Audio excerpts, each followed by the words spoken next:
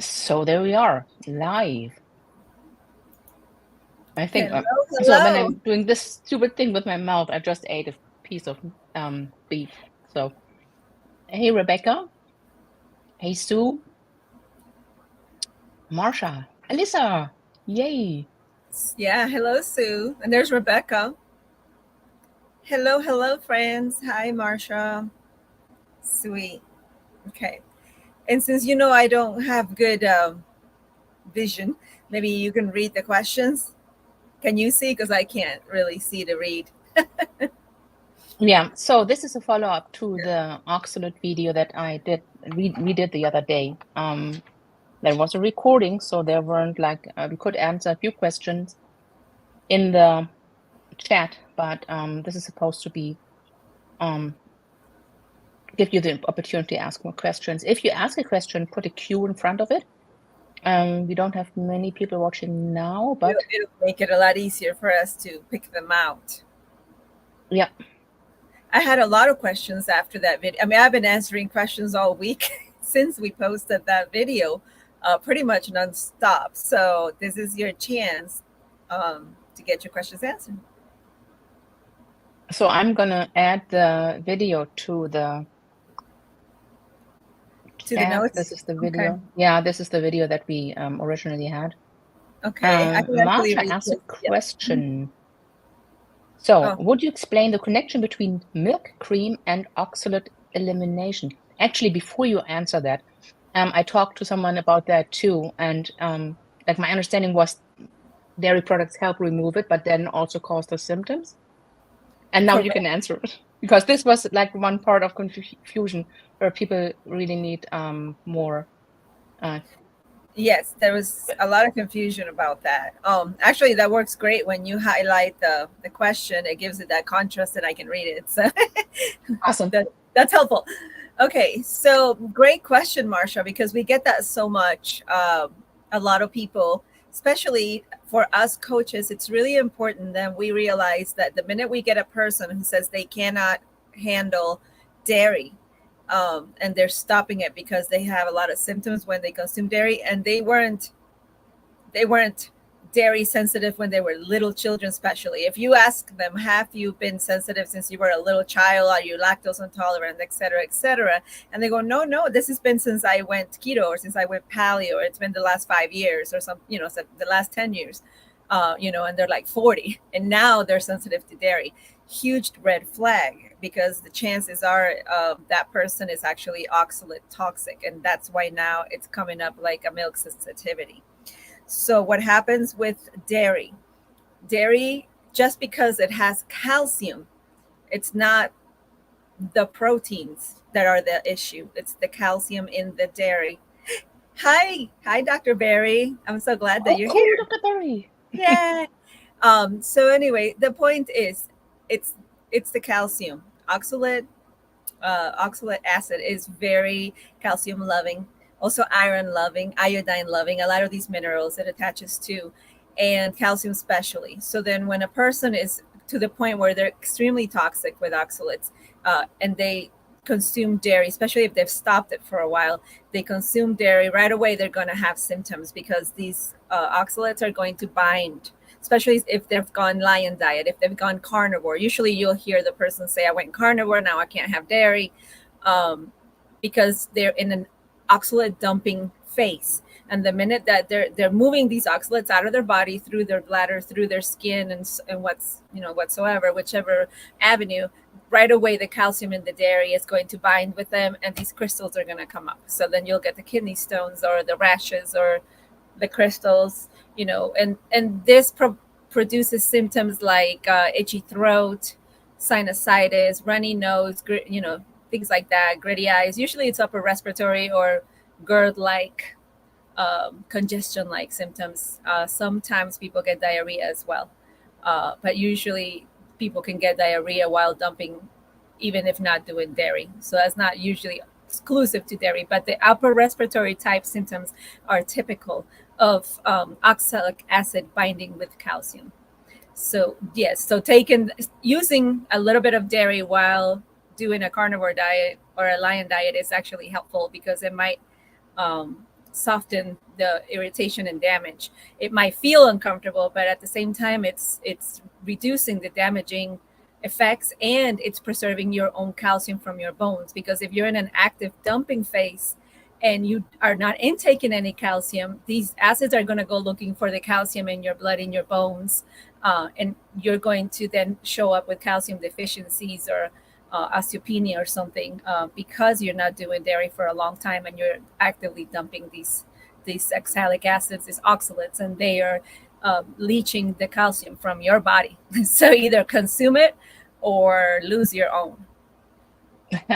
So basically, if you drink or eat dairy, how soon will those symptoms show up? It can be as soon as 10 minutes or 15 minutes. It depends how So it's a actively quick you're reaction. dumping. It's a quick, you typically for dairy, it's a pretty quick reaction. Some people who are more of skin dumpers, it might be an eczema rash that night or the next day.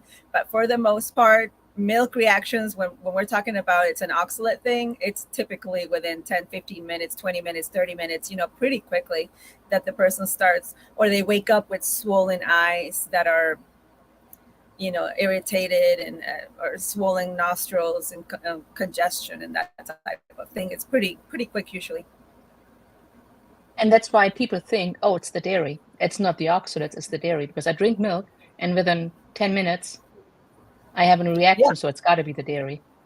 Of course. Yeah, right. That's why usually people really easily catch that one, even though they have the wrong explanation for it, but they know that it's the dairy. That's why they go, I got to get off this dairy. I just drank it and I was just a mess for the rest of the night. People right away will say that to you. And that's because it is technically the dairy that caused your symptoms, but it isn't the dairy that's hurting you or that you're sensitive to. It's the oxalates irritating your body. Mm-hmm. That makes sense. So Myth RL has a question. I started on the carnivore diet almost 5 months ago because of eczema. After several weeks of slow minor improvements in my skin, I recently started getting flare-ups again. Right. So remember when we first start going off oxalates, the body gets very, very happy. And it's kind of like right away you're feeling better. But within 5 or 6 weeks, the body says, okay, we're good. We're like in a good place now. We're not getting these oxalates anymore. And let's start detoxing. So the detoxing or dumping starts usually within 6 weeks of starting a carnivore diet all the way to 6 months. So it could be any time when your body feels ready. And there's the follow-up question, is this because of oxalate dumping? Might be. Another thing that could be is sometimes it's like sudden change in diet can make you feel better initially, but then after 5 or 6 weeks, it could be your body's body saying, you got to catch up a little slower, like let me catch up. And that's not uncommon. And that's not uncommon. And it's usually the abrupt change. The reason you don't feel well is because you start dumping toxins, including oxalates. But there's also other toxins that you're going to move out of your body.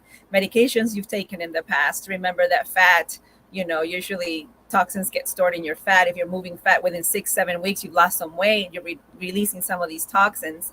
And then you've got microbiome adjustments. You've got overpopulation of bad bacteria, candida and so forth, that start dying out because they're starving for the sugar they used to live off of. And so all of these things combined can make you a very sick person by the 6th, 7th, 8th week, depending on how much toxin is in your body.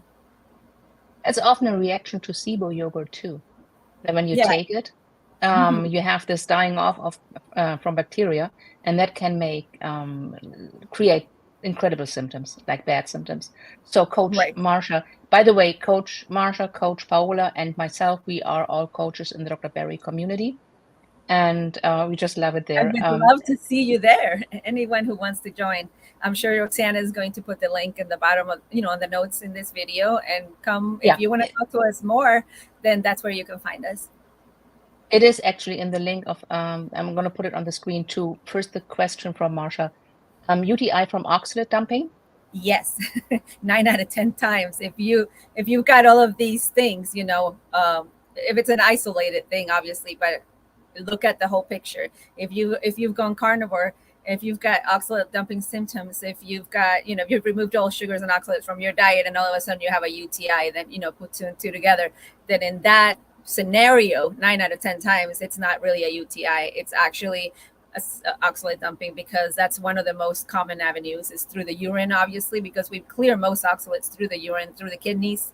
And as those crystals go down through your urethra and everything, it's very irritating. You can even have blood, a little bit of light blood in the urine, and you can have all kinds of urinary irritation, like maybe a stream, like an issue of incontinence, or an issue of not being able to have the same strength of stream that you usually have. So maybe not urinary retention. It could be a variety of things. You can pass a small stone. You can get even a kidney infection. So we talked about that in the video too, that I posted earlier. So there's the issue of delayed emptying or longer emptying of the bladder. You said it could be women and men. I think it's 21 seconds or so that it should take for a bladder to empty without like pressing. And if it takes longer, that would be a sign of oxalate dumping. When I was in the worst of it, when I've had really bad dumping cycles, I've had to just literally, sorry, TMI, but sit in the toilet for 5 minutes to get 5 drops out and just give up because I'm tired of sitting there. And then I have to you can't even press it breakfast out. And it's complete urinary retention. And I had that several bouts of that. And occasionally I still do, but it's very, very occasional. And then I just have to wait a few hours till I can come back and try again. And that's just because when you walk around and you eat and drink other things and you move, more stuff in your body, then the crystals can position themselves maybe out of the way because they can block your urinary tract. Okay, it's not just a lazy bladder where it takes. No, it's not. And it's not. Yeah, it's a matter of, it's a physical blockage. Yeah. How about urine that's not clear, or maybe even not foamy, but like bubbles? Cloudy. It'll show up because remember, these are very small, so it's not that obvious to look at. So in urine, when you have when you just, very common when you just started your carnivore diet or your lion diet or whatever it is, that caused you automatically to go zero oxalate. Usually we hear a lot by the 4th, 5th, 6th weeks that people complain of a cloudy urine in the toilet. And cloudy urine is typical of a heavy dump out of oxalate crystals. And I've had a lot of people that come to me and they've told me that, and I've said, go get a urine test. And they come back and they've had a very extreme high number of uric, it'll say uric acid in crystals in the urine, test, but usually that's what it is. It's oxalate crystals, but the labs are more used to looking for uric acid, and that's what they think it is. But. All right. So Susan says, I'm just not sure I understand how to tell if I have oxalate dumping or if I'm just getting old. I used to live on spinach, salad, and almonds. I have pain in my shoulders that comes and goes away. Well, usually you put all your factors together. So you have a huge factor, and that's that you used to enjoy spinach, salads, and almonds. So right away, you put the toxics in by large amounts. So that right there creates a large factor that would make me feel comfortable saying that you must have some degree of oxalate toxicity. We don't know how much. We don't know if your shoulder pain is due to that. You could have had an injury you didn't notice. But again, oxalates like to go to injured areas in your body. So it could all be connected. So there's no need to say, is it or isn't it? All you need to do is do something about it. So if you have factors like this that are a strong correlation, then there's nothing that impedes you from saying, okay, then I'm going to go zero oxalate for the rest of my life, or very, very low oxalate for the rest of my life, so that I ensure that if I do have toxicity, I'm going to get rid of it slowly and I'm going to not make it worse. So just when you have heavy factors like that, I would just assume, because there's no danger in that. And there is danger in assuming that it's not. And there's no risk, no cost, it's not hard work. Like there's nothing you lose, and there's everything you could gain from making sure that you're not putting more toxins in your body. You can't change the past, but you can change what you do from here on. So I'm sure Right. that not consuming them any longer could only help your system, and it could only help your shoulder pain. So Yeah, that makes sense. Rebecca says, explain oxide dumping in your thyroid.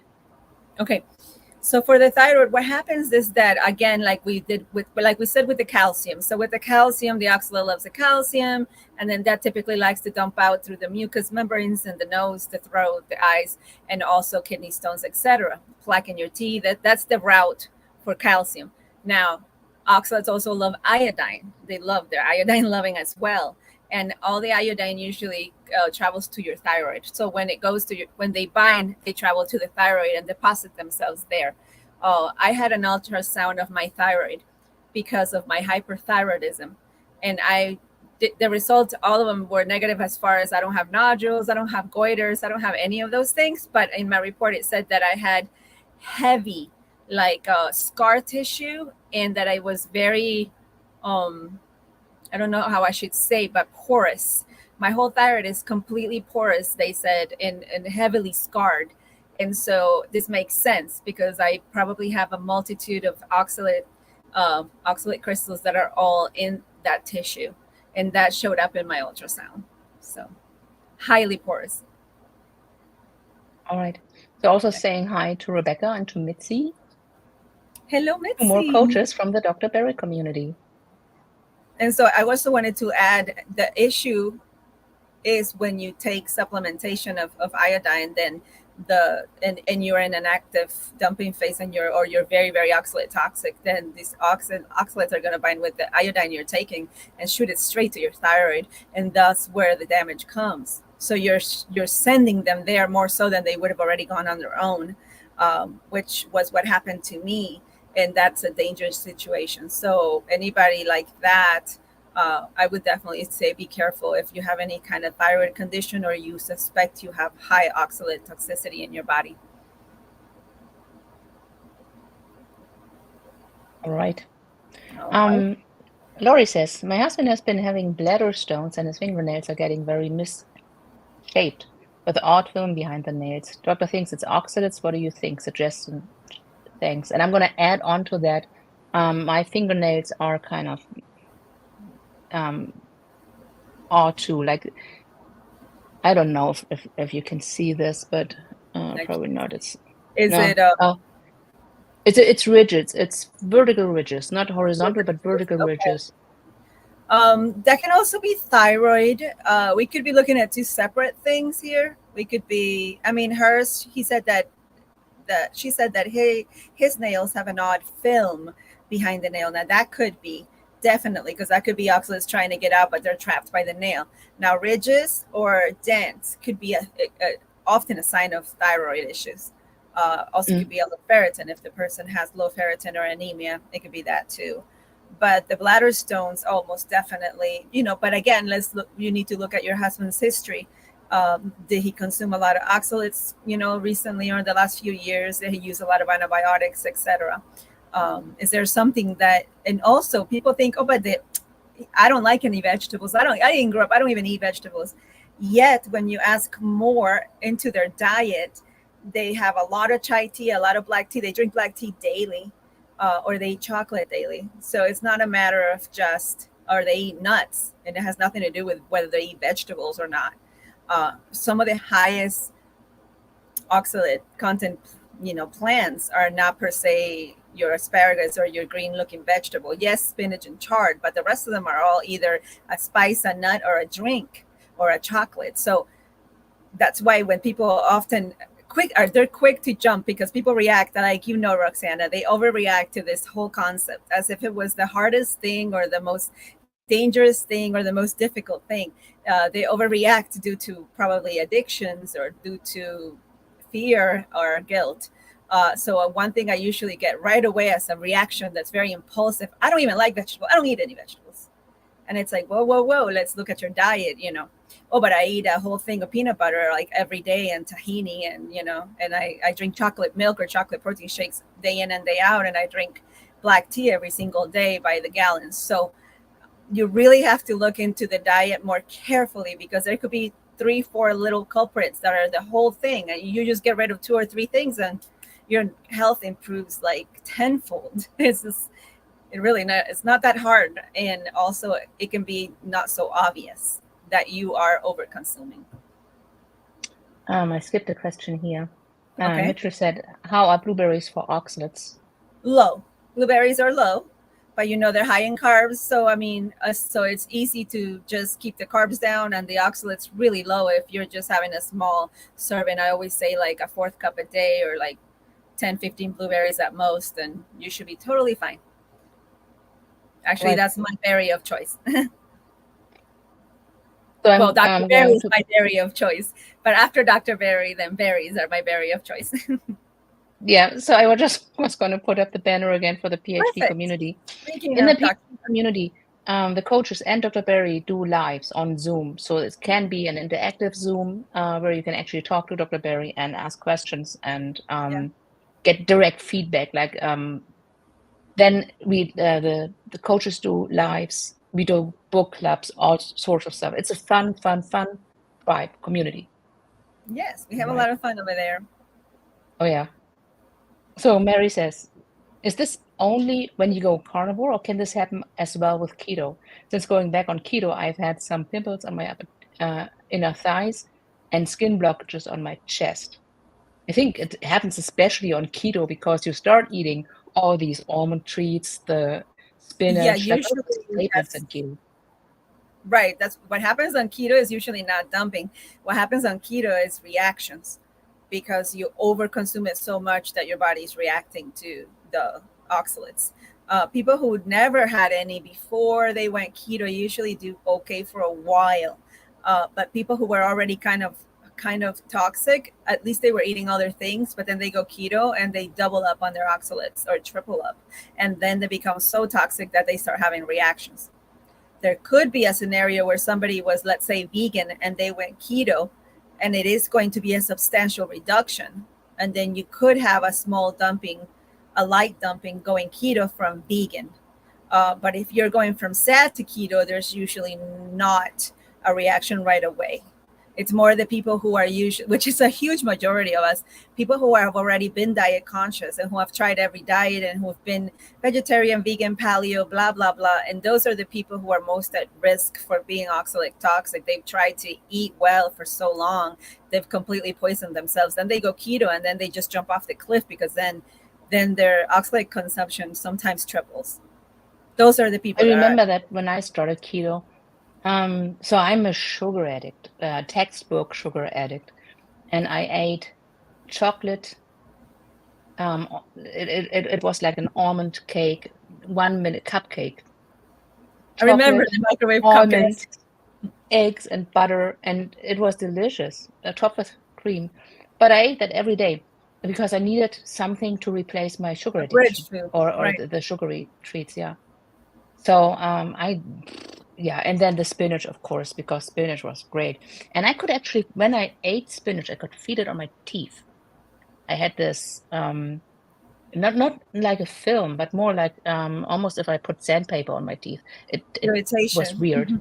Yeah. Yeah, for me, chard did that to me already previously. Anytime Swiss chard, it would burn my mouth. Pineapple, kiwi, a lot of high oxalate things would burn my mouth, and I just didn't correlate it. But when I went keto, I did the same thing. I was eating a lot of oxalate things again, and I started having it was like every month I thought I had a really bad cold, because every month I would have these allergy attacks that lasted me 3, 4, 5 days, with the runny nose, sneezing, the constant urination, the gritty eyes, coughing, sneezing. It was just, I felt horrible or I would get lip sores, I would get stomach aches. I would just go through 4, 5 days, 6 days feeling awful. Then I'd feel okay for 2 weeks, and then it would hit me again. And I was just having these cycles constantly. And it was because of these, almond flour tortillas, almond cakes, almond muffins, you name it. Yeah. So nuts and seeds and chai teas and whatever, the spices, the Indian spices that I really like. My addiction was Jordanian coffee. And I love Jordanian coffee, and here we go. It's got cardamom. That's the only difference with Jordanian Oh, coffee and regular coffee. And I loved it. It was my favorite coffee. And I was doing keto, so coffee's perfectly fine. Coffee with cardamom, that should be so healthy, right? And sometimes I would add cinnamon too. And so that just killed me. I was just constantly sick. Yeah. so White anyone who tea. wants to know more about the oh, you want to talk about the I white? saw something right quick about white tea, and white tea could be a little lower. I still wouldn't possibly go for white tea. I would do something else. Lemongrass, chamomile, mint, rose hips, melissa, which is lemon balm, um, hibiscus, chancapiedra is a good one for people with stones. Moringa, yeah, any of those are okay. Jasmine, think flowers, are very low. Flowers are really low in oxalates. So yeah. So in the description, there's a link to Sally Norton's book, Toxic Superfoods, and the companion guide. And in that companion guide, if you get the PDF version, which I highly recommend, you can just put it on your phone. You can search the PDF for anything like blueberry tea, black tea. Obviously, you got to name the tea. That's a good resource. Mm-hmm. Jim says, at 75 years old, I will most likely be dealing with oxalates for the rest of my life. What level of oxalate release symptom is safe? Whatever you're comfortable with. So it's up to you. It's your own comfort zone, especially at your age. You want to make sure that you're not having such symptoms that every day you're just miserable. That's unnecessary. Like you said, you could be dumping for the next 10 years. So definitely don't ruin 10 years of your life feeling miserable every day. So you experiment and see if you can keep it at like 50 or 100. First try 50 milligrams a day. It doesn't have to be every day, but every other day or so, and then see how that works. If you're still miserable, go to 100, and then see if that's good, then leave it at that. Whatever you're comfortable with. It's only dangerous when the symptoms are severe. A lot of people end up in the ER, in the hospital, because their dumping symptoms are that severe. So that's what we don't want. We don't want you in the hospital. We don't want you with palpitations. We don't want you with urinary retention, that you get backed up and your bladder gets infected. So as long as it's not dangerous, you're comfortable enough and you can tolerate it, then great, then stay at that pace. And also sometimes maybe you can tolerate it for a month, but then you could take a break, because it's not so much the one flare up, it's the constant over and over and over that wears you down. So taking a break is okay. Yep. Also, if you have friends, families who you think need to see these videos, please share it, like it. Also, the other oxide video that has like most of the information and Paola's journey, share and like that too, please. All right, next question. Should a person with a nodule in the thyroid avoid iodine drops? Before you answer that, I'm just going to say one more thing. We're not doctors. We don't treat. We don't diagnose. So everything on here, it says in the description too, is for information only. If you Anecdotal. Pardon? It's anecdotal. Yeah, it's that. It's what we learned and it's what we experienced. So yeah, just before this question. So No problem. Thank you. So okay. For this question, it's a little bit more complicated, because you need to know what your status is first in that case. You need to know whether you are a person who is oxalate toxic. If you're not oxalate toxic at all, then and you have a nodule, it's worth a try to take a couple of drops of iodine daily to see if that would help. Another good option, better option, would be to just make sure to eat your seafood 3 times a week. Don't take any iodine, just eat your seafood, at least 3 times a week. And also figure out if you're oxalate toxic or not. If you're not at all oxalate toxic, because you've looked at all the symptoms and you don't have any of them, you've never eaten spinach in your life, you never went for almond muffins, you've eaten like more of a varied diet, and you don't have any of the symptoms, and you don't have any urinary symptoms, pain, etc., you might be fine to take a drop or two of iodine. But if you have any suspicions, then just eat iodine rich foods and you'll be okay. Yeah, good advice. So if you want to mention where you are watching from, that would be great too. Oh, that would be great. The next question here. Have you mentioned how to get the T3 and FT3 up while dumping? Yes. So a great way to get your T3, and this goes for the person with the nodule too, I guess, to get your T3 up.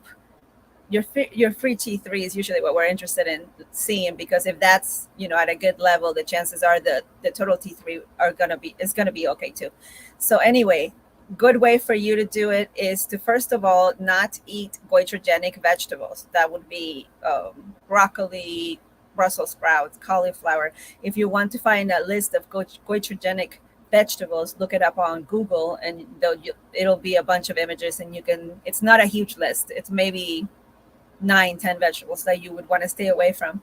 Also, stay away from the triggers that can cause Hashimoto's, if you have Hashimoto's and that's your reason you have a low T3.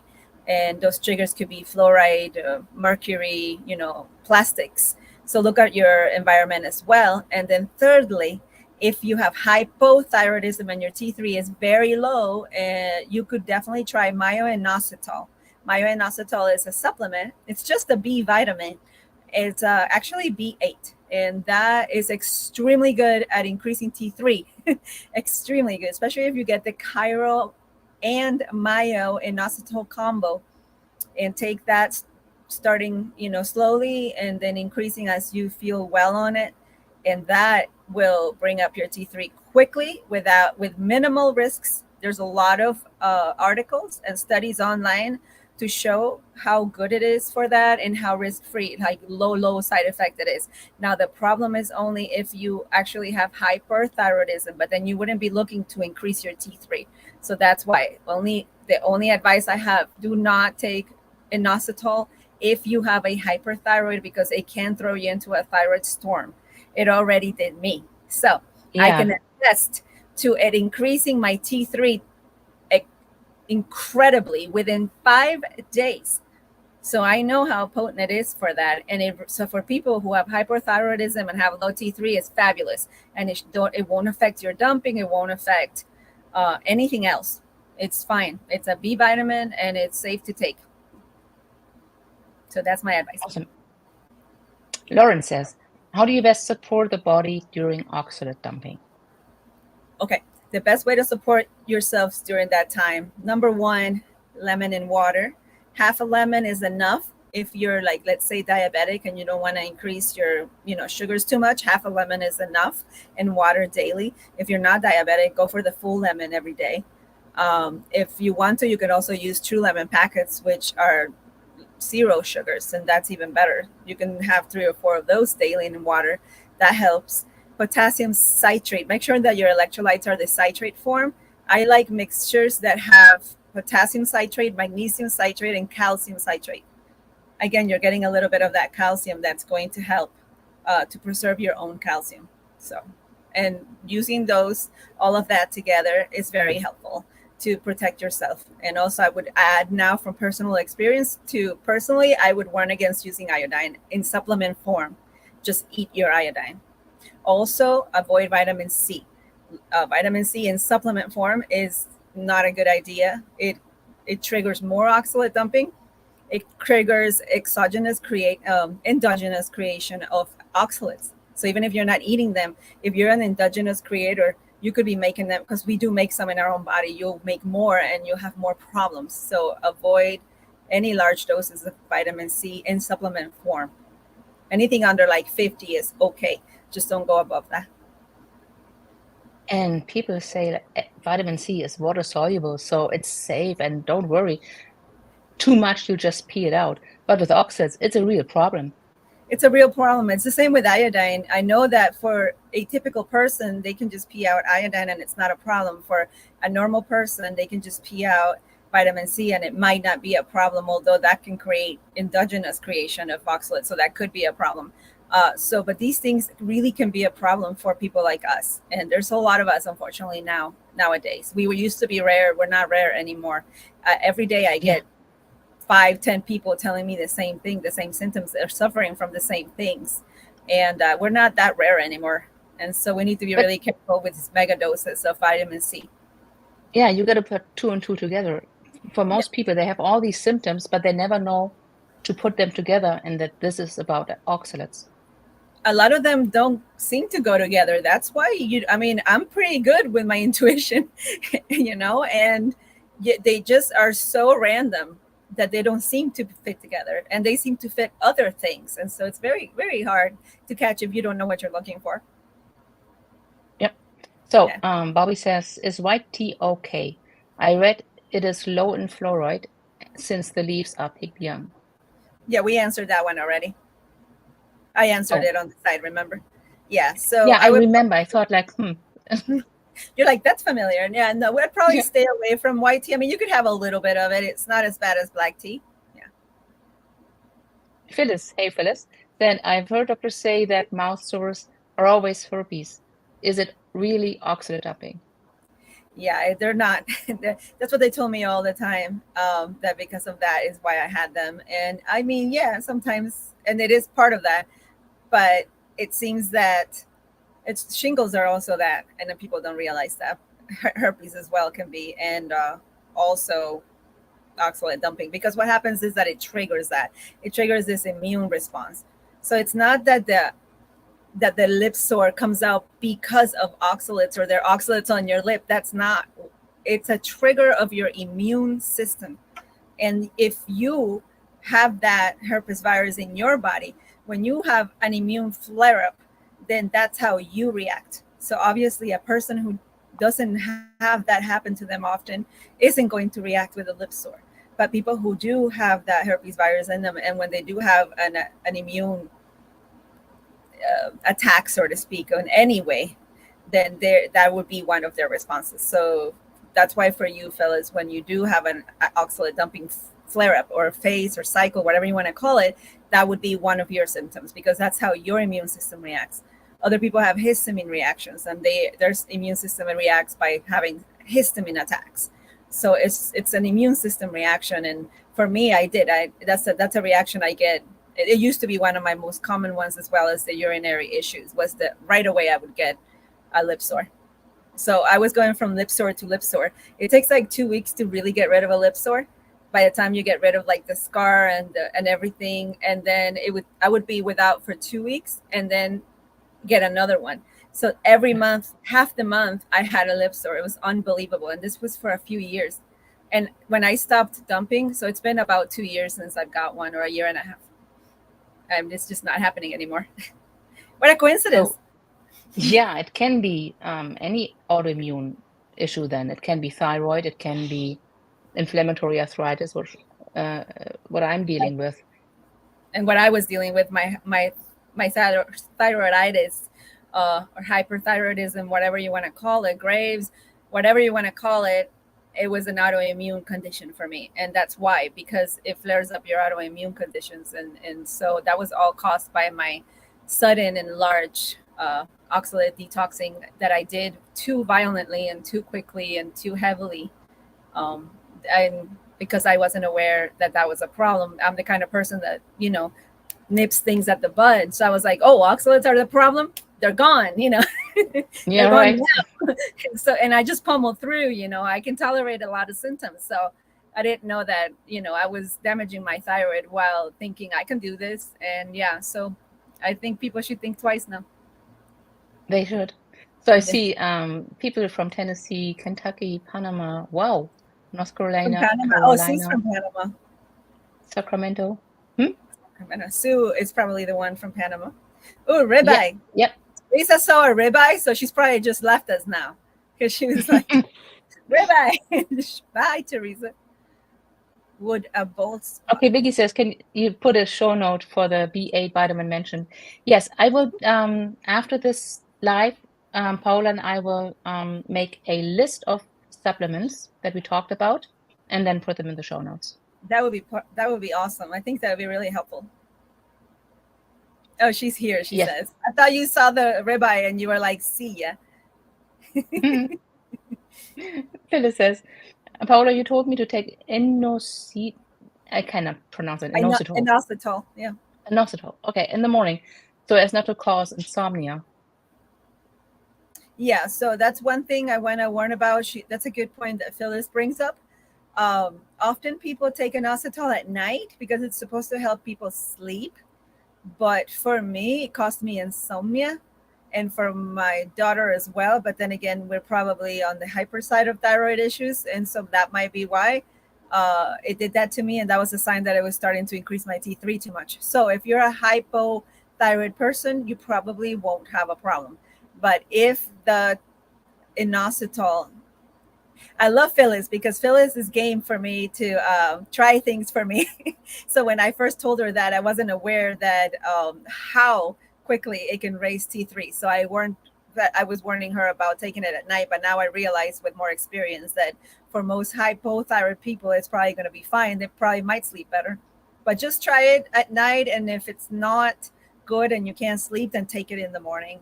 But I do like people to take it with their meals because another beautiful thing is that it helps with insulin metabolism or allow glucose metabolism and allowing insulin to enter cells. And so for people who have that stubborn insulin resistance, it's great. It's actually mostly marketed for PCOS because it does help with that insulin resistance, but then it also helps with the thyroid. So it's just got a multitude of benefits that if you can take it, you're lucky. Like I'm actually very bummed that I cannot take it because it would help me so much with other things. But unfortunately, it raises that T3 so well that I can't touch it. But so yeah, she has a good point. If it gives you insomnia, take it during the day. If it doesn't, try it and it might help with your sleep. All right. And also, if I missed your question, please post it again and put a Q before it. Vicky, would a new bald spot from autoimmune alopecia areata possibly be an oxalate issue? Not usually. Not usually. Um, Usually it's more like seborrhea, like you've got flaky scalp or psoriasis scalp, if it's red, if it's angry, if it's um, scaly, that kind of thing. A bald spot is for me is just your immune system not being in control. That to me tells me that you've got to work still a lot to get your immune system to calm down. I would try other things like maybe try LDN, low dose naltrexone. Ask your doctor. If your doctor won't give it to you, find a functional doctor. Have them see you and see if it's a good option for you. Look at what medications you're taking, and if it's not a contraindicated, maybe try low dose naltrexone. If it is contraindicated, then try NAC. And ask your doctor again if you're taking any medications for your autoimmune, if you could take NAC. Any of those two might help you with your autoimmune, but I don't think that's oxalates. I really don't. It's not typical. Jim says, anything besides magnesium citrate to improve elimination? Potassium citrate. Potassium, okay. We're not consuming much fiber because it's not a good idea. Yes, actually, fiber doesn't help with elimination. It might make it worse. They did this study where they had people who had severe constipation, and they put them on eat the same amount, eat more fiber, eat less fiber, eat no fiber. And the group with no fiber eliminated all their problems. So I'm not saying don't eat fiber. I'm saying Just be careful. for people who deal with severe constipation, that might do the trick. Because all fiber really does, it adds bulk. And you don't want to add bulk to an already Especially think if you have constipated like situation. say you have a sock and there's a brick in it and you can't get that brick through it. So then you get another brick to shove that brick through. What do you think is going to happen to that sock? It's going to tear. So what you're doing with stuffing more fiber and more fiber in intestines that can't move what's already in there is you're going to try to force this stuff through that is become impacted, and you're going to cause leaky gut, and it's just a really bad idea. So if you can't do magnesium citrate for whatever reason, potassium citrate will help you with other, with oxalate dumping, which can, as a result, help you with your bowel movements. But I would recommend olive oil. Take olive oil, warm it up a little so it's a little bit warm. Put lemon in it. Stir lemon and olive oil. You can even add a little salt, Redmond's real salt, if you can, and drink that. And that can definitely help you if you are very constipated. And then, so if you don't want to take more magnesium citrate for whatever reason, you can have a little olive oil with lemon, and that can also make things move along. Another option, MCT oil, butter in your coffee itself. Those are all things that can help bowel movements. I'm going to share my magnesium story. Go for it. So I came up with this recipe inspired by Nisha, making homemade Ketorate. And so I had a recipe written down. It included 2 teaspoons of magnesium citrate, corn powder, like that was flavored. And I kind of read it wrong that one day. And instead of using 2 teaspoons, I used 2 tablespoons. And yes, I had the runs from it. And then I thought, oh no, with diarrhea, you might need more electrolytes. So I mixed another batch and I drank that. And it took me about a week to clue in. So yeah, that works. That definitely works. Yeah, magnesium citrate works. So I don't know why, Jim. Yeah, Jim, I don't know why you don't want the magnesium citrate, because you need it anyway. We all need about 380 to 400 milligrams daily. And then if you have an issue with bowel movements, then you'd want more. Now, if you're the only time I've had a problem, I've seen people have a problem is because there's, for some reason, very sensitive to it. And just a 4th teaspoon, and they've got the runs. And so for those people, I say just a little bit of MCT in the mornings, or a little butter in their coffee, and that's it. They obviously wouldn't need the magnesium citrate. So that's what I'm kind of asking Jim, what the reason for not wanting it is, because if you're having issues with the bowel movements, it would be a great option. Right. So it says electrolyte recommendations. I do think I have a link for Element in the description.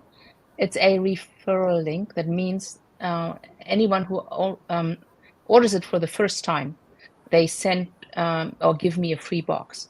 And that free box we give away on lives like this. We don't have a free box right now, but on the next live. Okay. Also, yeah, Redmond is great electrolytes. Keto Chow is great electrolytes. Keto Chow has the ones without flavor. It comes well, I have it in a big bottle, and then when I make my water, I just squeeze 3 times, and I'm good. And Keto Chow now also has the salty packets, I believe, or is it real salt? Real salt, I think. It's a real salt. That now salty is from Real Salt. Real Salt, I believe, yes. right? Yes. They have the salty packets, and those are great. But my favorite ones are powdered vitamin is my favorite one. They have all kinds of, they have lemon, raspberry, they're just sweetened with stevia, and they're clean. And I love those powdered vitamin. I like that they are the citrate forms of calcium, potassium, and magnesium. And I like that they have 1,000 milligrams of potassium for a tiny scoop. Very good price on them. And it comes in a big bag, and they last a long time. So they're very cost effective with high amount of electrolyte. And for us people who have problems with oxalates, I recommend those first. Now, K-1000, K1000, they have an unflavored for those of you who want unflavored, and they have flavored ones, and they're very clean, and they also have 1,000. So I like these that have the 1,000 milligrams of potassium per serving, because that way you don't have to drink so many. It's more cost effective, and you get more of that potassium. And they also have the citrate forms. So I like those 2. Kepi is pretty good. Keppi. I like them too. And some people like Relight. I don't particularly care for the flavor of Relight. It's too salty for me, but some people like them a lot. Marsha said salt is a Keto Chow product. All right. Salty? Yeah. Okay, that's what I thought. I also put, I think salt, the 2 T's. It's 2 T's, so we call it salt tea. Yeah. Play on words. Oh, salt tea. Yeah. Never thought about it. I was days old or years old. A day late and $1 short. No. I put the link for the Keto Chow or Ketorate in the description, so you can make your own electrolytes. That's a great. And then you can pick and choose whether you use, and that I use corn magnesium citrate, but you can choose what you want to use. Yeah. And you can also get the capsules. So if you don't want to drink them, you can just get capsules and be careful. Start with one. Start with The one or same. two, and then work your way up. And thanks, Marsha, because I was trying to remember. At first, I was like, "Oh yeah, that's keto chow," and then I started doubting that it was uh, by Redmond's Real Salt, but they do just I forget which one they have. But anyway, so thank you for clarifying that. And I like salty pretty good. But so I usually use my electrolytes plus they just don't have enough magnesium in them for us. So for me, so I take home magnesium powder every night, and I probably take about 500 or 600 milligrams most nights. So for me, I do use like almost 2 tablespoons.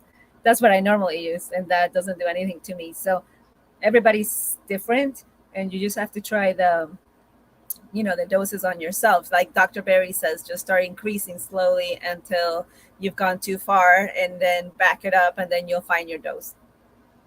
And you'll know when you've gone too far. You'll know. Your body will tell you, right? Not so nicely, yeah, sometimes. Yes. As Lauren says, Element has citric acid and magnesium malate as ingredients. Are those okay to not increase oxalates? Yeah, those are fine because anything citric acid is your friend when it comes to oxalates. Yeah. What happens is that it helps to smooth out the edges of these crystals. These crystals are irritating. They're like glass shards. If you look at them under a microscope, oxalates look like glass shards, like crystals that are sharp, like broken glass. They all have different shapes. And this is why I did want to kind of go a little further before I touched a little bit on why some seem to be worse than others, even if they're the same amount of oxalate. And that's because you have to think of oxalates like weapons. These are plant chemical weaponry. This is like advanced weapons. It's warfare. It's warfare on their predators. And so if you put oxalates under a microscope, you will see that some of them are like a knife. Some of them have like a sharp edge like this. Some have double heads.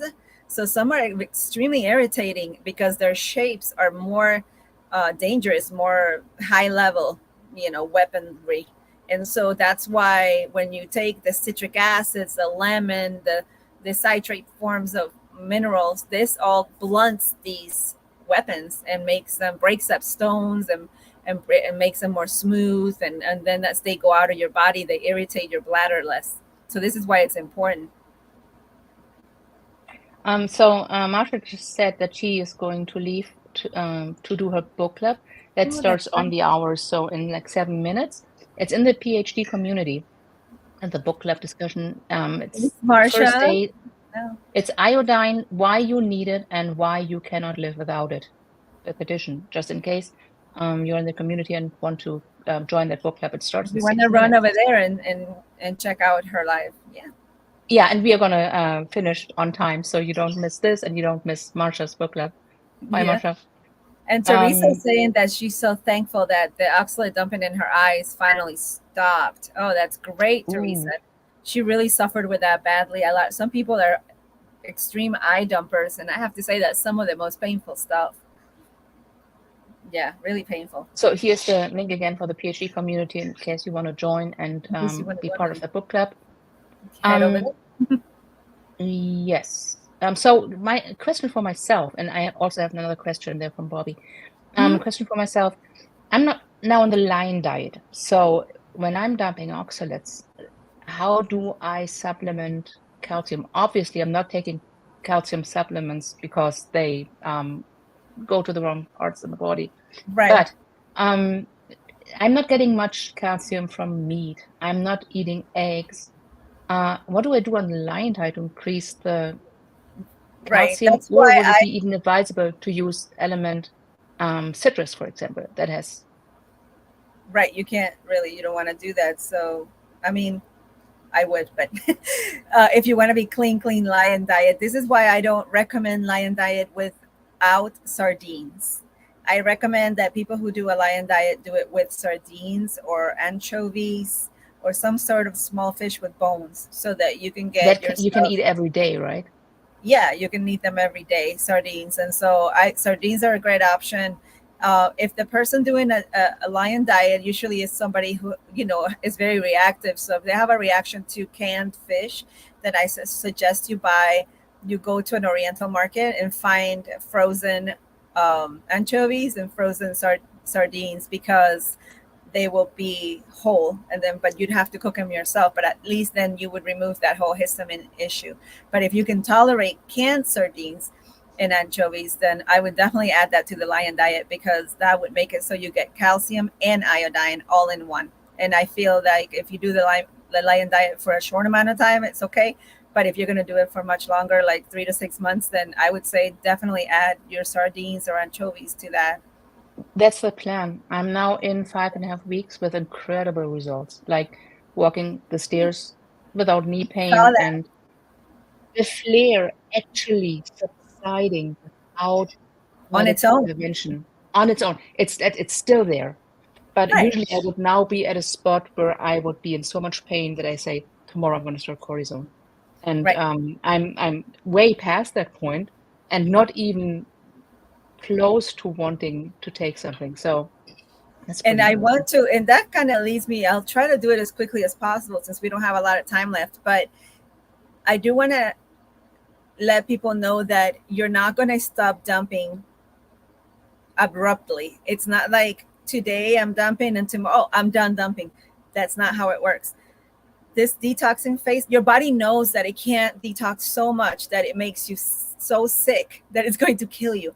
So your body naturally stops, and so that's why it's in a flare up or cyclical form, because your body knows it needs a break. So it does what it can, and then it pulls back and it gives you a break. But so what you will see is that the dumping cycles or phases, first they seem to be just all together. So it seems like you just always feel horrible. Eventually you start seeing this kind of separation of, I'm sick for 5 days and I'm okay for 1 day. And then I'm sick for 5 days and I'm okay for 2 days. And this will go for a while. Then the next thing you'll see is that, wait a minute, I've been good for 4 days. And then now I'm only dumping for 4 days. And then all of a sudden things stretch this way and stretch this way. So all of a sudden you'll be like, oh, I'm only flaring up once a week. And then a few months later, I'm only, feeling this flare up or this discomfort once a week, but only half the day. I woke up and by 3 o'clock it was done and I'm okay and I'm better now. So it'll be like, it'll just keep going like this, where it's shorter through how many days it is, and it's shorter how long it lasts throughout the day. And you'll see that, and it's very slow, but all of a sudden you're like, wait a minute, I haven't had a flare up in a month, or I had the flare up, but it only lasted half the day. The rest of the day was easy. And then I'm out of it in 3 days instead of it going into 2 weeks, And so this is how you'll improve. It's very, it might be a good idea, like, to journal, because then you can see it on paper how you progress. Quick question: calcium in bone broth. There should be calcium in bone broth, right?